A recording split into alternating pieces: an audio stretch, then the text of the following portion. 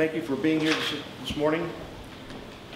We've called this press conference to try to give you some more information and an update both on the situation that occurred and the condition of our wounded deputy.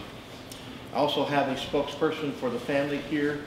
His name is Johnny Revel, and he would like to make a statement following my statement that's come from the family of our sergeant. We'd like to release at this time the suspect information. The suspect is a 27-year-old Hispanic male. His name is Jose Angel Garcia-Jauregui. I'll spell that last name for you at a later time. The information that we have on the individual, he has at a previous time been booked into our jail. He was convicted of an attempted homicide in 2007 and also an assault by a prisoner on a prisoner. He served 4.5 years in prison, was released by the Board of Pardons, and had an active arrest warrant and a fugitive warrant issued by the Board of Pardons just a few days before this incident occurred. So he was a fugitive from justice. As far as the issue of the initial stop where Sergeant Wride was killed, we have further information that's come to us based on the investigation, and we also have in-car video that Sergeant Wride had that was running at the time of the incident. This case basically was a case where Sergeant Wride saw a vehicle parked on the side of the highway, Highway 73. Its flashers were engaged at that time and it was parked to the side. He made a U-turn and came back around to the vehicle and parked behind the vehicle. Based on computer data that we found on his mobile terminal, which is in the car, he had been running suspect information and vehicle information almost 20 minutes before the shooting event occurred. And he was working on trying to identify these individuals, but had not been able to identify that this individual was a fugitive. At that point, according to the video, about 20 minutes into the video and the stop, the suspect opened the rear view or the rear port window in the pickup that's about 14 inches wide, and proceeded to shoot through that window out of the suspect car, hitting Cory Wride 2 times. Those were fatal wounds, obviously, as you know. So the event that we looked at last night, possibly that it was an ambush from the start, does not appear to be correct. Sergeant Wride did exit the vehicle. He was engaged with the suspects for a period of time and also trying to determine who they were at the time when the shooting occurred. The suspect then left that area, as you know, proceeded down to the Santaquin area. We also have in-car video of that shooting that occurred. Deputy Sherwood initiated a high-speed chase as the suspect passed him. He recognized that it was a suspect, engaged in a short pursuit, at which time again the suspect opened the back rear window from the suspect vehicle pickup, and it started to shoot at Deputy Sherwood, and he was hit. As far as a medical condition update on Deputy Sherwood, he is still in critical condition with a head wound, and his prognosis still seems to be very good. He was conscious. We were able to visit with him last night, family members and some of the deputies. He still continues to be at the hospital in recovery. At this time, the second suspect, the female that you have heard of, is a minor, a juvenile, and so her information will not be released at this time. We do have her in custody, though. I'd like to go ahead and turn the time over to the family spokesperson. This is a spokesperson for Sergeant Wride, who the family would like to have a statement made through him. As it has been reported, an evil swept through our community yesterday afternoon, leaving in its path an unimaginable sorrow for our family. Cory was taken from us in a senseless act of violence, doing what he loved most, which was serving people. Cory leaves behind a wife, 5 children and 8 grandchildren, as well as his parents and 4 siblings.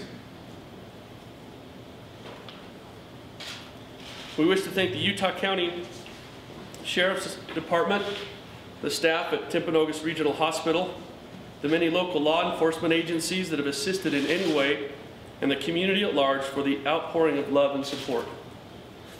We would also like to send our love and strength to Sergeant Greg Sherwood and his family during this time, and pray for a full recovery for him.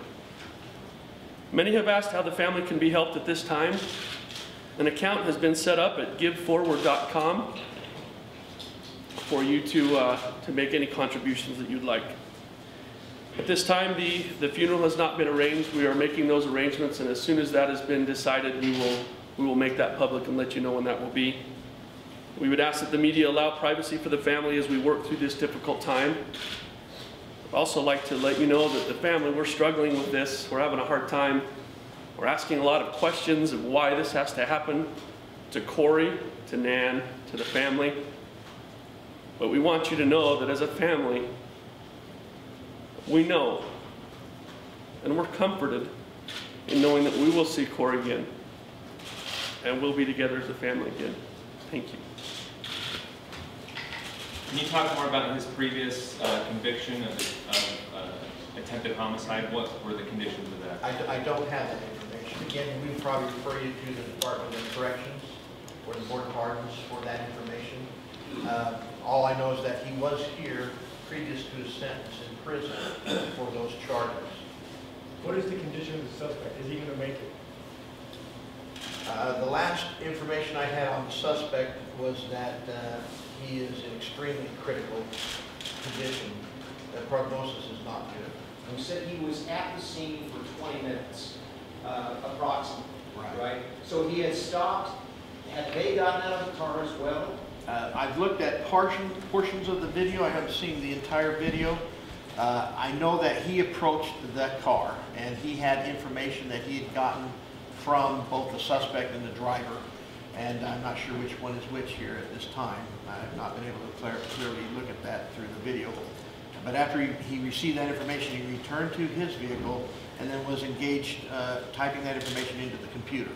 That's something that we have a mobile connection to the Bureau of Criminal Investigation, which is BCI, where we get that information on driver's license validity, on vehicle registration validity, whether there's warrants for people. Those connections are made. And he was in the process of putting that information through those checks to see who he had. And did the male suspect fire the shot? I can't make that determination through the video. I think we'll have to have that enhanced and slowed down and look at it to see for sure. I'm not sure of that. Is it you're still calling it a high-powered rifle? No. We believe that it was a handgun at this time, a large caliber handgun. Okay. Whether or not the suspect, Angel Garcia, was he on drugs, high, just normal? We won't know that. That's something that we process. Those tests are being conducted, I can tell you that. But the results of that sometimes takes a little while because it's blood evidence. Follow-up, but his demeanor during the arrest? I cannot make any assumption on that, and I do not know. Sheriff, I was just wondering if we could just ask Johnny. Absolutely. Glad to you. Could you tell us about your brother-in-law? Sure. It's Cory. I believe he was 44. Since he was a child, he had an uncle that served for 20 years in the Spanish Fork Police Department. He always looked up to his uncle, and that kind of, inspired Cory to look into law enforcement. He was someone who was always looking to help people, and I think he felt that that was one way that he could do that. He has, like I had mentioned, he's got 5 kids.